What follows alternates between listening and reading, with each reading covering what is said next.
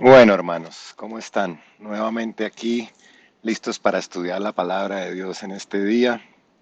El devocional de hoy es el devocional 014 y la palabra está en Juan 3 del 16 al 21. Se llama De tal manera amó Dios al mundo. Entonces vamos a estudiar nuevamente hoy un nuevo pasaje de la Biblia. Espero que les sirva mucho. Vamos a leer entonces. Dice. Porque de tal manera amó Dios al mundo, que ha dado a su Hijo unigénito para que todo aquel que en Él cree no se pierda, sino que tenga vida eterna. Porque Dios no envió a su Hijo al mundo para condenar el mundo, sino para que el mundo sea salvo por Él. El que en Él cree no es condenado, pero el que no cree ya ha sido condenado, porque no ha creído en el nombre del unigénito Hijo de Dios. Y esta es la condenación, que la luz vino al mundo, pero los hombres amaron más las tinieblas que la luz, porque sus obras eran malas. Versículo 20. Porque todo aquel que hace lo malo aborrece la luz y no se acerca a la luz, para que sus obras no sean reprendidas. Pero el que practica la verdad viene a la luz para que sea evidente que sus obras son hechas de Dios. Bueno, nuevamente hoy tenemos un pasaje que nos va a enseñar varias cosas. Lo primero que quiero que aprendamos antes de entrar, digamos que en el texto ya de los versículos, es que yo quería que ustedes se pregunten por un momento qué quiere Dios con nosotros. Eso es lo primero, entender qué es lo que quiere Dios con nosotros, porque Él entregó a su Hijo, pero ¿qué es lo que quiere? O sea, ¿por qué está haciendo todo esto? ¿Cuál es el propósito de todo esto? ¿Sí? Entonces, vea, Dios cuando nos creó a nosotros, nos creó para poder compartir con nosotros, como cuando uno ama a alguien y quiere compartir tiempo con ese alguien, ¿verdad? Y cuando Dios nos creó, acuérdense que Dios puso de su espíritu en nosotros. Miremos cómo está, cómo dice la palabra. La palabra en Génesis 2:7 dice, entonces Jehová Dios formó al hombre del polvo de la tierra y sopló en su nariz aliento de vida y fue el hombre un ser viviente. ¿Qué significa que sopló aliento de vida? Eso quiere decir que nos dio de su espíritu, ¿verdad? Puso una partecita de su gran espíritu dentro de nosotros, ¿verdad? Y eso, ¿qué pasa? ¿Para qué sirve eso? ¿Por qué? Nos dio vida, perfecto, nos dio vida, pero Él no quiere que vivamos separados de Él, porque ¿qué padre quiere que su hijo viva lejos de Él? Ustedes que los que tienen la bendición de ser padres, ¿qué padre quiere que su hijo viva alejado de Él? ¿Verdad? Cuando Dios creó el Edén, cuando Dios creó al hombre, quería pasar la eternidad con Él. Quería pasar toda la eternidad, darle sus bendiciones, sopló de su propio ser en su hijo Adán y en su hija Eva, ¿verdad? ¿Y eso qué significa? Pues que quería estar junto a ellos, como cuando nosotros engendramos un hijo y tenemos un hijo que queremos pasar tiempo con ellos, ¿verdad? Sin embargo, pues ¿qué pasó? Pues el hombre desobedeció a Dios, ¿verdad? Y veamos qué pasó cuando el hombre desobedeció a Dios. Dice Génesis 2, 16, 17. Y Dios el Señor dio al hombre la siguiente orden. Puedes comer de todo árbol del huerto, pero no debes comer del árbol del conocimiento del bien y del mal, porque el día que comas de él ciertamente morirás. Esto quiero que lo grabemos mucho porque lo he repetido en varias oportunidades. Normalmente pensamos que es que sucede como nos enseñaron, que ay, comieron del árbol prohibido, de la manzana prohibida, pero ¿qué significa eso? Aquí dice que comieron del árbol del conocimiento del bien y del mal. ¿Y qué significa eso? Eso significa que ellos a partir de ese momento decidirían por sí mismos qué estaba bien y qué estaba mal. Cuando yo les digo a ustedes comer del árbol del odio, no es que vayan a ir a comer literalmente de un árbol que produzca odios, es que comen de el árbol del odio significa que ustedes permiten el odio en su vida, ¿verdad? Entonces, comer del árbol del conocimiento del bien y del mal quiere decir que ustedes toman ahora por sus riendas, por su propia cuenta, qué está bien y qué está mal, ¿verdad? Y al desobedecer, ¿qué sucedió? Pues al desobedecerle a Dios, en esa instrucción Él les dijo, no coman de este árbol, o sea, no empiecen a pensar ustedes qué está bien y qué está mal. Déjenme a mí eso que yo les voy enseñando. Pero al desobedecer esta orden, ¿qué vino a nosotros? Vino la rebeldía, ¿verdad? Mu- Murió nuestro espíritu porque vino la rebeldía. Ahora queríamos decidir nosotros. Y díganme, los que son padres nuevamente, ¿a quién les gustan los hijos rebeldes? ¿A qué padre le gustan los hijos rebeldes? Y entonces nosotros caímos en pecado, vino la rebeldía y entonces hubo una muerte espiritual. ¿Y qué pasa? Hay un vacío en el corazón porque puso de su espíritu en nosotros. Y entonces ahora hay un vacío. Dios no quiere estar separado de nosotros. Dios no quiere estar separado de nosotros. Mire, cuando un esposo y la esposa se tienen que separar por un tiempo, hay un vacío. Se extraña a la persona. Lo mismo le pasa a Dios, porque parte de su espíritu está puesto en nosotros para que fuéramos aliento de vida, ¿verdad? Sopló aliento de vida en nosotros. Entonces vamos a estudiar ahora sí los versículos 16 al 21. ¿Qué quiere decir con que de tal manera amó Dios al mundo? Entonces vamos a empezar con el versículo 16 y dice, yo entiendo ahí que Dios quiere restaurar nuestra relación con Él. Leamos el versículo 16, dice, porque de tal manera amó Dios al mundo que ha dado a su Hijo unigénito para que todo aquel que en Él cree no se pierda, sino tenga vida eterna. ¿Verdad? Yo me pregunto, ¿qué no daríamos nosotros por nuestros hijos? ¿Qué no daríamos nosotros hasta la vida como padres? Si a mis hijas les fuera a pasar algo, yo sería capaz hasta de dar mi vida por ellas, ¿verdad? Nuestros hijos son un tesoro para nosotros, ¿verdad? Y Dios dio a su Hijo para que muriera, para que fuera a la cruz por nosotros. Y ya vamos a entender todo esto más adelante. Pero ¿qué padre hace eso? Un padre que ama, ¿verdad? Entonces, lo primero es que Dios, ¿por qué hizo eso? ¿Por qué dio a su Hijo? Porque quiere restaurar nuestra relación con Él, ¿verdad? Miremos el versículo 17 ahora, que dice, porque Dios no envió a su Hijo al mundo para condenar al mundo, sino para que el mundo sea salvo por Él, ¿sí? Dios vino, Jesús vino a tomar el castigo de nuestra rebeldía. Jesús vino a tomar todo ese castigo porque, claro, al ser nosotros rebeldes, había un castigo para nosotros por esa rebeldía, ¿cierto? Nosotros estábamos en la condición en que estábamos condenados a pasar toda la eternidad separados de Dios, pero Dios no quería eso.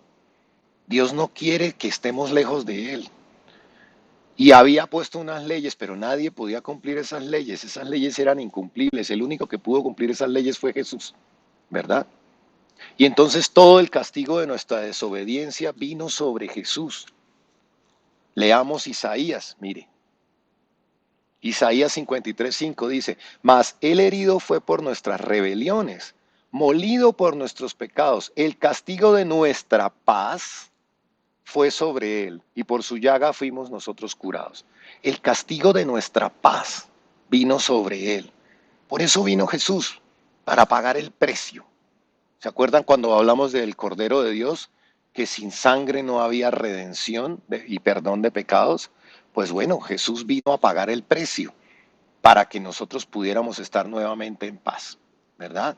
Leamos ahora el versículo 18. Dice, el que en él cree no es condenado, pero el que no cree ya ha sido condenado porque no ha creído en el nombre del unigénito de Dios.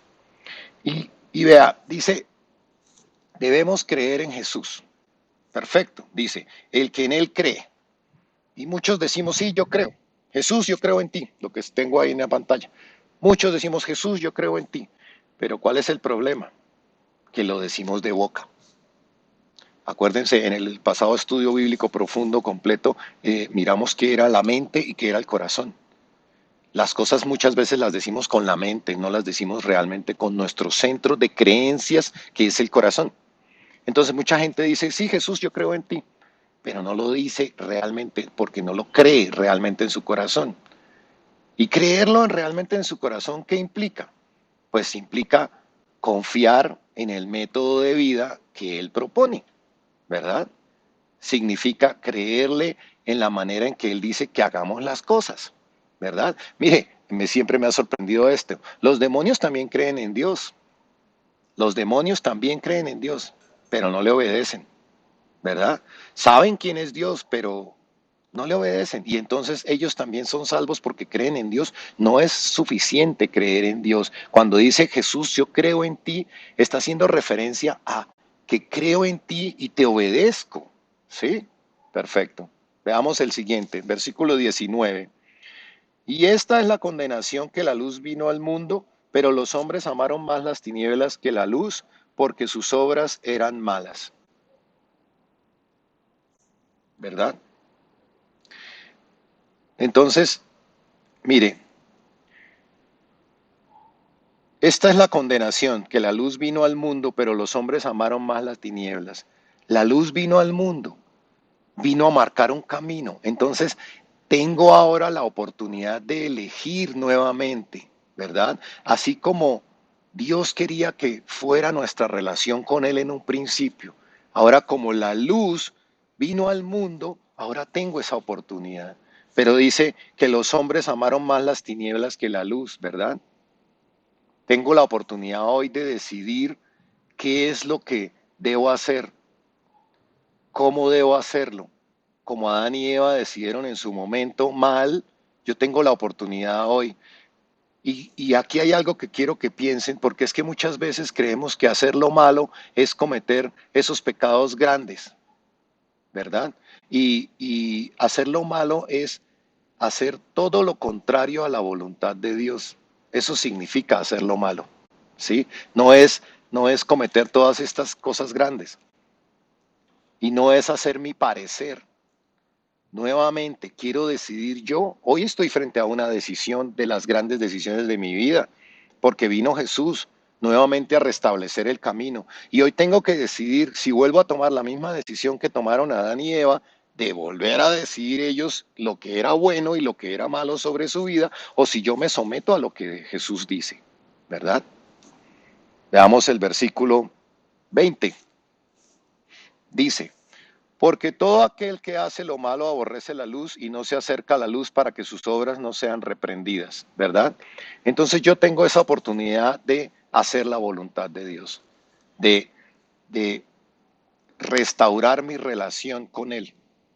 Y aquí dice que todo el que hace lo malo aborrece la luz. Y vuelvo y les repito, hacer lo malo no es solamente matar, robar. Hacer lo malo es todo lo que no se alinea con la voluntad de Dios.